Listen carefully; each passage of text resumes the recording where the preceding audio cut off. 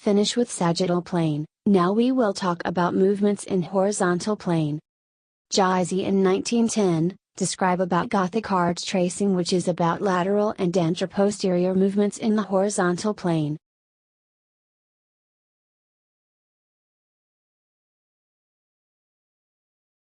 Traditionally, a device known as a Gothic arch tracer has been used to record mandibular movement in the horizontal plane. It consists of a recording plate attached to the maxillary teeth and a recording stylus attached to the mandibular teeth. As the mandible moves, the stylus generates a line on the recording plate that coincides with this movement.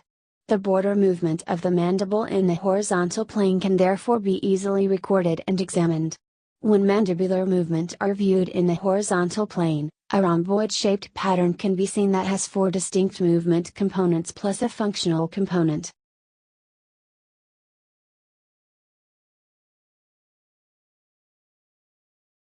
With the condyles in CR position, contraction of lateral pterygoid will cause the right condyle to move anteriorly, medially and inferiorly.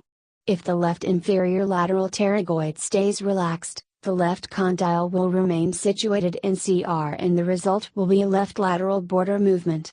The left condyle is therefore called the rotating condyle since the mandible is rotating around it. The right condyle is called the orbiting condyle since it is orbiting around the rotating condyle. The left condyle is also called the working condyle since it is on the working side. Likewise, the right condyle is called the non-working condyle since it is rotated on the non-working side. During this movement, the stylus will generate a line on the recording plate that coincides with the left border movement.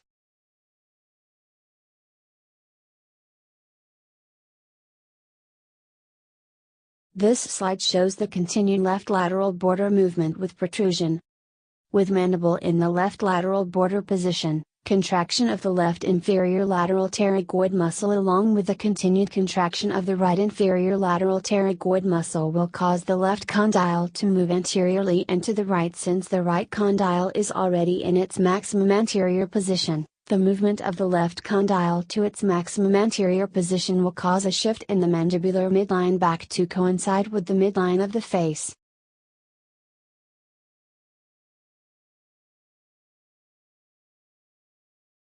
Once the left border movements have been recorded on the tracing, the mandible is returned to CR and the right lateral border movements are recorded. Contraction of the left inferior lateral pterygoid muscle will cause the left condyle to move anteriorly, medially and inferiorly. If the right inferior lateral pterygoid muscle stays relaxed, the right condyle will remain situated in the CR position. The resultant mandibular movement will be right lateral border. The right condyle in this movement is therefore called the rotating condyle since the mandible is rotating around it. The left condyle during this movement is called the orbiting condyle since it is orbiting around the rotating condyle. During this movement, the stylus will generate a line on the recording plate that coincides with the right lateral border movement.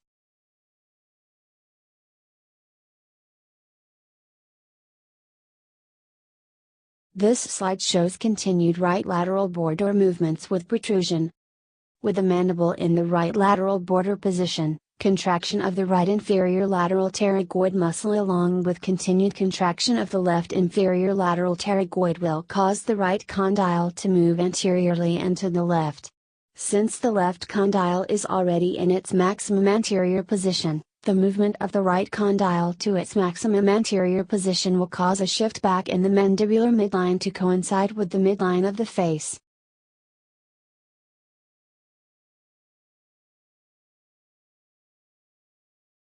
As in the sagittal plane, functional movements in the horizontal plane most often occur near the intercuspal position. During chewing, the range of jaw movement begins some distance from the maximum intercuspal position, but as the food is broken down into smaller particle size, jaw action moves closer and closer to maximum intercuspation position. The exact position of the mandible during chewing is detected by the existing occlusal configuration.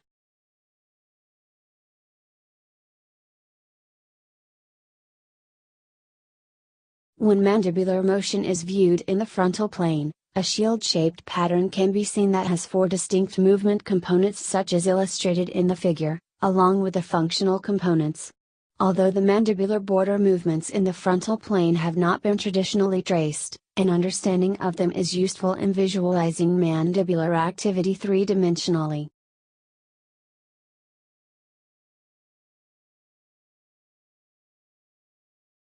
This slide describes about left lateral superior border movements. With the mandible in maximum intercuspation position, a lateral movement is made to the left. A recording device will disclose an inferiorly concave path being generated, as can be seen in the figure. The precise nature of this path is primarily determined by the morphology and interarch relationships of the maxillary and mandibular teeth that are in contact during this movement.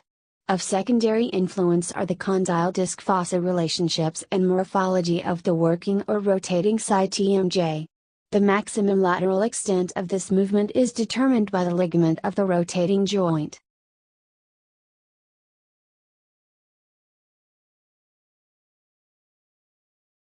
This slide explains what happens during left lateral opening border movement in frontal plane.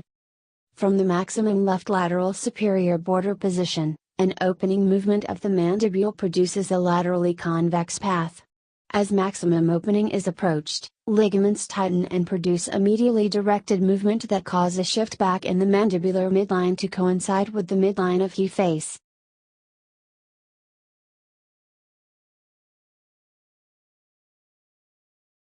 This slide explains what happens during right lateral superior border movements.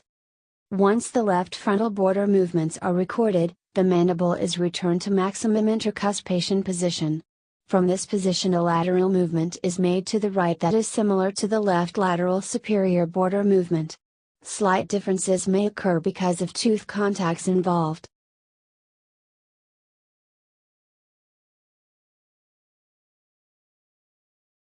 This slide explains what happens during right lateral opening border movement in frontal plane. From the maximum right lateral border position, an opening movements of the mandible produces a laterally convex path similar to that of the left opening movement.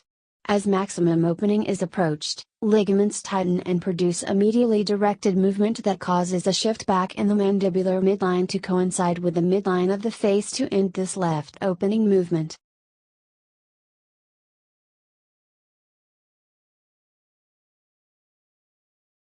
Functional movements. As in the other planes, functional movements in the frontal plane begin and end at the intercuspal position. During chewing, the mandible drops directly inferiorly until the desired opening is achieved. It then shifts to the side on which the bolus is placed and rises up. As it approaches maximum intercuspation position, the bolus is broken down between the opposing teeth. In the final millimeter of closure, the mandible quickly shifts back to the maximum intercuspation position.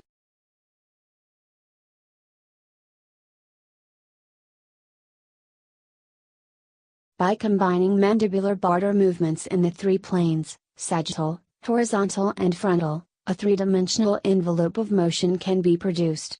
This represents the maximum range of movement of the mandible.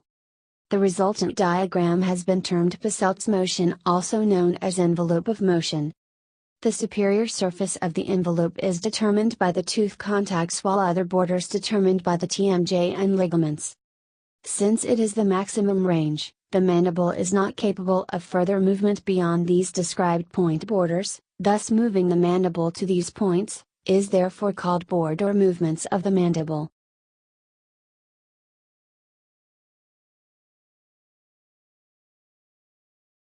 When the mandible moves from right to left in lateral excursion, the right condyle, which is a non-working side, moves forward and inward, forming the Bennett angle, which is also known as progressive side shift. The left condyle, which is the working side, will shift slightly in a lateral-posterior direction, making a left lateral shift. This lateral side shift is also known as Bennett movement.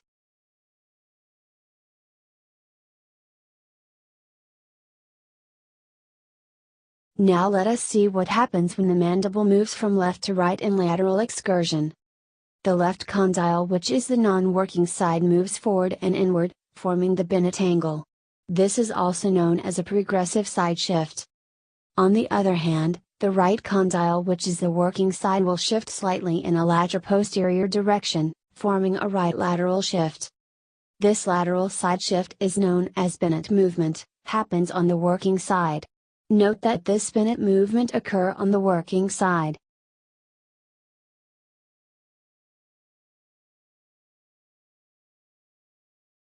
This slide shows us a picture of average value dinar articulator used by undergraduates and postgraduate students in UITM dental faculty, Sungai Buloh campus, Selangor. The picture on the right hand shows Bennett angle, which, in this case, is set at 15 degrees.